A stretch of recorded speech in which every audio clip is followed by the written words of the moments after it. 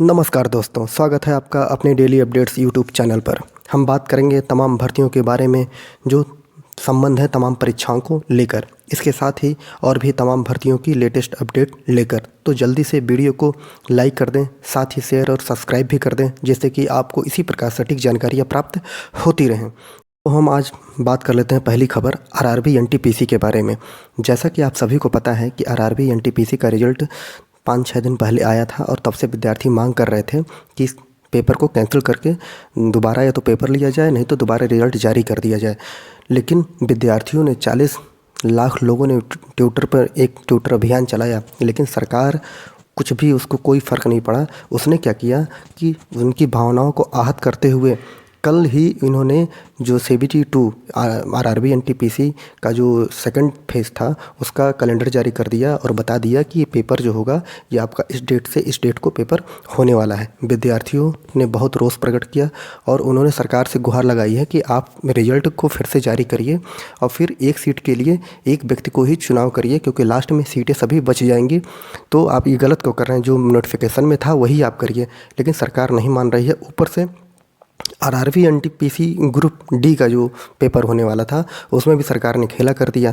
पहले जब इन्होंने आवेदन लिया था, 3 साल पहले आवेदन लिया, लेने के बाद आवेदन अब ये जब पेपर होने वाला है तो इसमें एक चीज़ और जोड़ दिया इन्होंने कि रेलवे ग्रुप के विद्यार्थी जो हैं वो रेलवे की तैयारी कर रहे हैं, वो अब एक पेपर से उनका सिलेक्शन नहीं होगा। अब उनको सीबीटी 2 भी, मतलब सेकंड पेपर क्वालिफाई करने के बाद भी आपको मेडिकल कराना पड़ेगा। मतलब तमाम ये तो वही है ना कि आपको दे रहे हैं नौकरी रेलवे ग्रुप डी की और पेपर ले रहे हैं आईएएस लेवल की। प्री मेंस मेडिकल सभी चीज़ इनको चाहिए। अगर आपको यही करना था तो आप जब आवेदन निकाले थे तभी आपको ये दे देना चाहिए था, लेकिन आपने आवेदन के बाद 2 साल बाद आपने पूरी प्रक्रिया को चेंज कर दिया और अब इसमें आप ग्रुप डी की नौकरी करवा रहे हैं। पे ग्रेड आप इतना कम दे रहे हैं, तनख्वाह आप इतना कम दे रहे हैं, लेकिन सिलेक्शन आप लेंगे एकदम प्योर।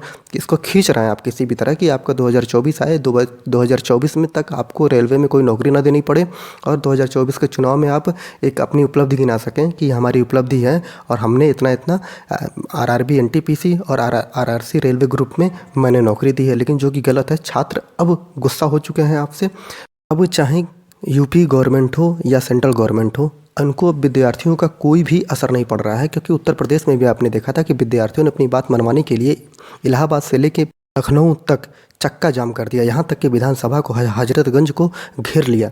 लेकिन उत्तर प्रदेश की सरकार भी हिली डुली नहीं। उसने विद्यार्थियों को वहाँ से मार भगाकर किसी तरह वहाँ से लखनऊ को खाली करवाया। आज वही काम केंद्र सरकार भी कर रही है और वो भी विद्यार्थियों के साथ जैसा व्यवहार कर रही है वो समझ लीजिए कि उसके लिए घातक है। कल रात में मैंने एक वीडियो डाला है जिसमें आप देख सकते हैं कि आरआरबी एनटीपीसी और आरआरसी रेलवे ग्रुप डी के विद्यार्थी किस प्रकार सरकार का विरोध सड़कों पर, रेलवे स्टेशनों पर उतरकर कर रहे हैं। अब सरकार को ये समझना चाहिए कि अब विद्यार्थी जो है वो अपने हक के लिए जागरूक हो चुका है, वो अपना हक लेना जानता है। अगर आप हक नहीं देंगे तो विद्यार्थी छीन कर लेंगे।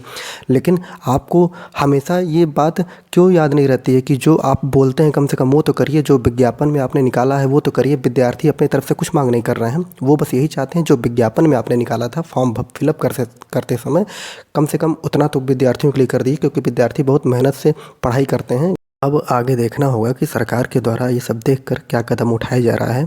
भाई सरकार, आप अपना काम करिए, विद्यार्थियों को अपना काम करने दीजिए। आपका काम है सरकार चलाना, आप सरकार चलाइए। विद्यार्थियों का काम है पढ़ाई करके देश के भविष्य को संवारना। वो आप जब तभी हो सकता है जब आप जो कहें कम से कम वो तो विद्यार्थियों के साथ करिए, धोखा तो मत करिए।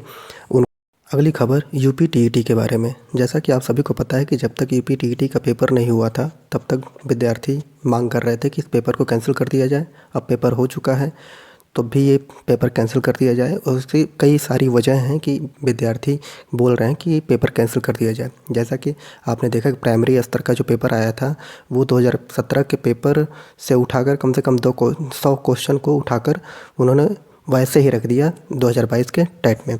लेकिन अब देखिए, अब टीईटी जूनियर का पेपर जो 2017 का जो पेपर जो 6 से 8 तक के विद्यार्थियों के लिए जो जूनियर का पेपर हुआ था, उसका पेपर तो 150 के 150 क्वेश्चन को हूबहू ऐसे ही उतार के रख दिया। वहाँ पे कॉमा, कोई मात्रा, कोई ऑब्जेक्टिव भी उन्होंने ऊपर से नीचे नहीं किया किसी भी क्वेश्चन का, वैसे के वैसे पेपर को उठा के रख दिया है। अब सोचिए कि सरकार की कितनी बड़ी बेइज्जती हो रही है। कम से कम 10 सालों के पेपर को आपके पास टाइम नहीं था तो आप कम से कम 10-12 सालों के पेपर से ही क्वेश्चन बना लिए होते, लेकिन वो भी नहीं हुआ।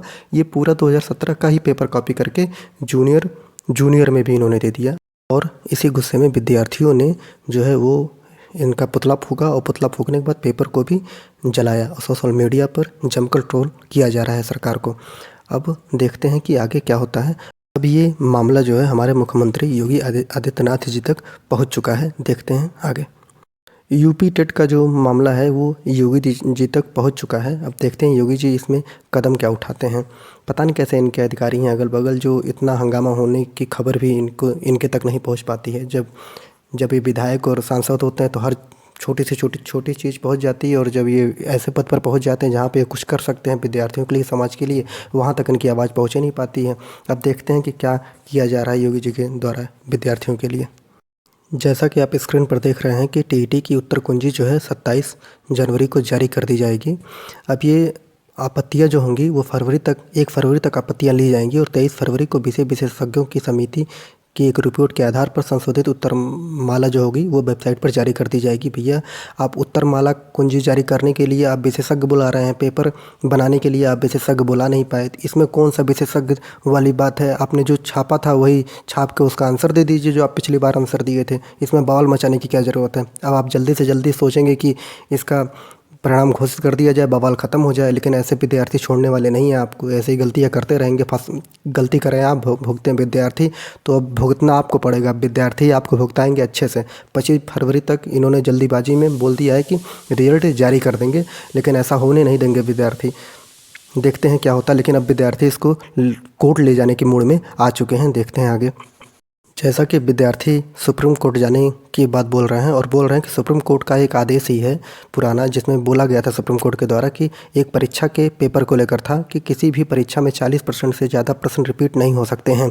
यहाँ तो 80% से ज़्यादा प्रश्न जो हैं वो रिपीट कर दिए गए हैं। देखते हैं कि ये बात सही है कि गलत है, ऐसा मैं नहीं कह रहा हूँ, लेकिन विद्यार्थी ऐसा कह रहे हैं कि सुप्रीम कोर्ट ने कभी बताया था कि किसी भी प्रश्न में 40% से ज़्यादा किसी भी पेपर में ज़्यादा क्वेश्चन रिपीट नहीं किया जा सकता। अगर ऐसी बात है तो ये पेपर तो कैंसिल फिर हो के रहेगा अगर विद्यार्थी कोर्ट चल जाते हैं। कुछ भी ऐसा होता है तो आपको वीडियो के माध्यम से जानकारी दे दी जाएगी। अगली खबर जो है आईआईटी जेईई मेंस के विद्यार्थियों के लिए है। आईआईटी सहित इंजीनियरिंग कॉलेज में जुड़ी जेईई मेन के कार्यक्रम की राह देख रहे छात्रों का इंतजार अब जल्द से जल्द खत्म होगा। नेशनल टेस्टिंग एजेंसी ने इस परीक्षा का कार्यक्रम इसी महीने जारी करने के संकेत दिए हैं। पहले चरण की परीक्षा मार्च में कराए जाने की तैयारी है। 5 राज्यों में से हो रहे विधानसभा चुनावों के तुरंत बाद इसे कराया जाएगा। अंतिम चरण का मतदान 7 मार्च को होगा। ऐसे में यह परीक्षा इसके बाद कभी भी कराई जा सकती है। तो आप लोग अपना जान लीजिए, जो पहला चरण होगा वो प्री जो होगा आपका वो मार्च में ही करा लिया जाएगा, लेकिन जो आपका अंतिम पेपर होगा वो विधानसभा चुनाव के बाद ही पूरे भारत में करवाया जा सकेगा। तो आप निश्चिंत रहिए, अपने पढ़ाई में लगे रहिए। अगली खबर उत्तर प्रदेश लोक सेवा आयोग में जो खाली पड़े पद हैं उनके बारे में। लोक सेवा आयोग ने तो अपना कैलेंडर जारी कर दिया है, लेकिन उसमें से 2 भर्तियों को उन्होंने गायब कर दिया। उसमें उसकी डेट नहीं दी, जिसके कारण विद्यार्थी बहुत परेशान हैं। एपीएस की भर्ती और एलटी ग्रेड की भर्ती। एपीएस की भर्ती का अधियाचन 2 साल पहले इन्हें 250 अधियाचन मिल चुके हैं। अधियाचन मिलने के बाद भी अभी तक विद्यार्थियों के लिए विज्ञापन को नहीं निकाला गया है। बस आश्वासन देकर अब निकल जाएगा, लेकिन वही काम एलटी ग्रेड के विद्यार्थियों के साथ भी हुआ है। एलटी ग्रेड का अधियाचन आ चुका है। माना जा सकता है कि अधियाचन बहुत कम आया हुआ है। विद्यार्थी जोर नहीं लगा रहे हैं, क्योंकि विद्यार्थी मांग कर रहे हैं कि पोर्टल को फिर से खोलकर अधियाचन को फिर से मंगाया जाए, जैसे कि और जो पिछले एलटी में 2018 में जो भर्ती हुई थी उसमें जो पद खाली रह गए थे उस पद को भी इसी नई एलटी ग्रेड भर्ती 2022 में जोड़ दिया जाए। लेकिन सरकार जो आयोग है वो मान नहीं रही है। अब आयोग कम से कम ये अधियाचन पोर्टल अभी मत खोले, बाद में खोले, सब कुछ बाद में करे, लेकिन कम से कम आयोग ने जब अपना कैलेंडर जारी किया था तो आयोग को कैलेंडर में ये दोनों पेपर की डेट दे देनी चाहिए थी कि इस डेट को एपीएस की भर्ती होगी और इस डेट को एलटी ग्रेड का पेपर लिया जाएगा। लेकिन आयोग ने जो परीक्षा कैलेंडर जारी किया है उसमें कुछ जो दिनांक हैं, कुछ डेट हैं, उन्होंने आरक्षित करके रखी हैं। मैंने आपको दिखाया था कुछ डेटें आरक्षित की हुई हैं। क्या पता अब जो वो डेटें इसलिए आरक्षित की गई हैं कि जो जिसका विज्ञापन अभी नहीं निकाला गया है, जब उसका पेपर लिया जाएगा तो उसी डेट को लिया जाएगा। अब विद्यार्थी जो हैं कम से कम ये मांग कर रहे हैं कि वो डेट आप घोषित कर दीजिए कि कब एलटी का एपीओ का विज्ञापन आप निकालेंगे और उसका पेपर कब लिया जाएगा। विद्यार्थी अब जाके लोक सेवा आयोग जाके ज्ञापन देने वाले हैं, उनसे बातचीत करने वाले हैं कि आप बताइए, तुरंत बताइए कि ये 9 साल से भर्ती अटकी पड़ी हुई है, कोई 3 साल से भर्ती अटकी पड़ी हुई है, उसका डेट भी नहीं दे रहे हैं, अधियाचन भी नहीं मंगवा रहे हैं। आप वास्तव में विद्यार्थियों के साथ आप लोग चाहते क्या हैं? विद्यार्थियों को आपने एकदम मजाक बना के रखा है। आज विद्यार्थी जाएंगे, जो खबर निकल कर आएगी आपको वीडियो के माध्यम से बता दी जाएगी। अगली खबर उत्तर प्रदेश लोक सेवा आयोग की ही है। इस बीच 19 जनवरी को भूतत्व एवं खनिज कर्म विभाग में खान अधिकारी के 16 व उत्तर प्रदेश आयुष यूनानी विभाग में 3 पदों की भर्ती निकालकर ऑनलाइन आवेदन ले रहा है। फिर 21 जनवरी को स्टाफ नर्स पुरुष परीक्षा 2017 के तहत 548 पदों का पुनर्विज्ञापन निकाला गया है। आप लोग तुरंत जाकर इसको फिल कर दीजिए। अगली खबर है खाली पदों पर नियुक्ति के संबंध में करें विचार। हाईकोर्ट ने बोला है। इलाहाबाद हाईकोर्ट ने 2018 की पुलिस पीएसी भर्ती में चयनित सामान्य महिला अभ्यर्थी से अधिक अंक प्राप्त करने वाली आरक्षित वर्ग की महिला अभ्यर्थियों की नियुक्ति पर विचार करने का हाईकोर्ट ने निर्णय दिया है, कि डिसीजन दिया है कि भाई आप लोग ये जो जिस पर सामान्य वर्ग की महिला सेलेक्ट हुई है उससे अधिक अंक प्राप्त होने वाली महिला का सिलेक्शन क्यों नहीं आप लोग कर रहे हैं, उसको जल्द से जल्दी आप भरिए। अब देखते हैं इसमें क्या होता है। अगली खबर है परिणाम घोषित होने के 2 साल बाद आपत्ति का अधिकार नहीं। हाई कोर्ट ने, इलाहाबाद हाई कोर्ट ने 2018 की जो सहायक 69,000 की भर्ती थी उसमें कुछ बच्चे जो हैं अब आपत्ति करने जा रहे थे, तो उन्होंने साफ उस चीज़ को खारिज कर दिया और बोला कि 2 साल हो चुके हैं, उसके बाद आपको आपत्ति करने का कोई अधिकार नहीं बनता है। अगली खबर बिहार लोक सेवा आयोग से है। बीपीएससी ने 286 पदों के लिए आवेदन मांगे हैं। बिहार लोक सेवा आयोग की ओर से नगर विकास एवं आवास विकास में 286 पदों पर भर्तियां निकाली गई हैं। इसके तहत सहायक लोक स्वच्छता अधिकारी एवं अवशिष्ट प्रबंधन अधिकारी के पद भरे जाएंगे। अन्य राज्यों के सभी वर्गों के अभ्यर्थी अनारक्षित वर्गों के तहत ही आवेदन कर सकेंगे। आवेदन करने की जो अंतिम तिथि है वो 10 फरवरी 2022 रखी गई है। तो इसमें 2 पद भरे जाएंगे। एक कौन सा पद होगा? एक होगा लोक स्वच्छता अधिकारी का पद और दूसरा अवशिष्ट प्रबंधन अधिकारी के पद होंगे। और इसमें आयु क्या मांगी गई है? आयु गणना 21 से 37 वर्ष जो बिहार के हर पेपर में ही लोक सेवा आयोग के मांगी जाती है। जो वेतनमान होगा वो लेवल 7 होगा। आवेदन शुल्क जो होगा वो 750 रुपये रखा गया है, जबकि SC/ST बिहार के SC/ST वर्ग के अभ्यर्थियों के लिए, महिलाओं के लिए 200 रुपये रखा गया है। चयन प्रक्रिया क्या होगी? लिखित परीक्षा के आधार पर इसका चयन किया जाएगा और इसमें कोई इंटरव्यू नहीं होगा। और आप देख लीजिए इसमें जो है आवेदन करने की तिथि 10 फरवरी है और सभी जानकारी आप जाकर जो है वो इसके साइट पर, बीपीएससी के साइट पर जाकर सभी जानकारी अच्छे से देख सकते हैं। और जो विद्यार्थी इच्छुक हों, जो योग्यता प्राप्त है इस पद के लिए, वो जाकर इसको फिलअप कर दें। अगली खबर प्रधानाचार्य भर्ती 2013 को लेकर है, जिसमें 27 तक इनको साक्षात्कार नहीं करवाया गया। तो चयन बोर्ड पर जो विद्यार्थी हैं वो आमरण अनशन पर बैठ जाएंगे। जैसा कि आप लोगों को मैंने बता दिया था कि 2013 का मैटर है और 2011 का भी मैटर था इसमें ही, जिसमें इनका सत्यापन नहीं हो पा रहा था। ऑफलाइन लिया गया था फॉर्म, ऑनलाइन सत्यापन किया जा रहा है। इनके पास कुछ नहीं था, इसलिए ये विद्यार्थी परेशान थे और इसमें बहुत ज़्यादा भ्रष्टाचार भी हुआ था।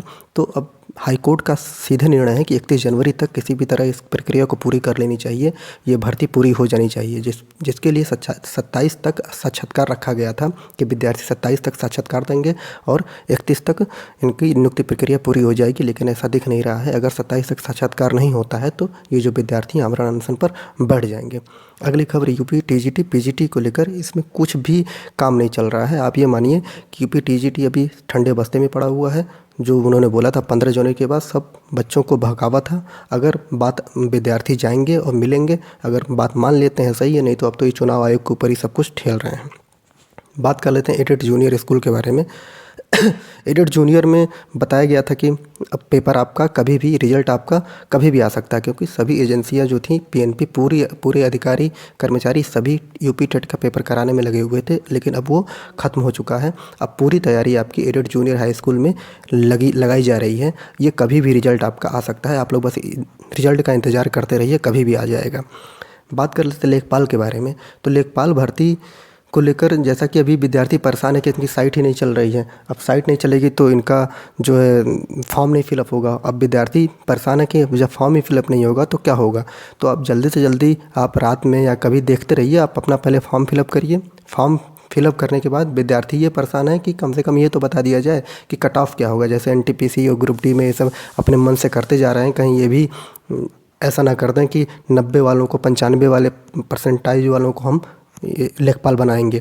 तो विद्यार्थी परेशान हो चुके हैं, उनकी मांग है कि जल्दी से जल्दी हमें बता दिया जाए कि हमारा पेपर कब होगा। पेपर आपका किसी भी हालत में अप्रैल के पहले नहीं होगा, आप लोग निश्चिंत रहिए। लेकिन हाँ, आप लोगों की सबसे बड़ी दिक्कत है कि आप लोगों को मौका मिलेगा कि नहीं लेखपाल पेपर देने का। तो इस पर सरकार पे दबाव बनाइए और उनसे पूछिए कि आप पेपर कितने % वाले विद्यार्थियों को पेपर लेने देंगे। और पूरा वीडियो देखा करिए और कम से कम लाइक सब्सक्राइब तो कर दिया करिए, वीडियो को एक कमेंट भी कर दिया करिए। मैं इतनी मेहनत से आप लोगों के लिए वीडियो बनाता हूँ, लेकिन आप लोग ना कुछ कमेंट करते हैं, ना इसको लाइक करते हैं, ना सब्सक्राइब करते हैं। पूरा वीडियो देखने के लिए बहुत बहुत धन्यवाद।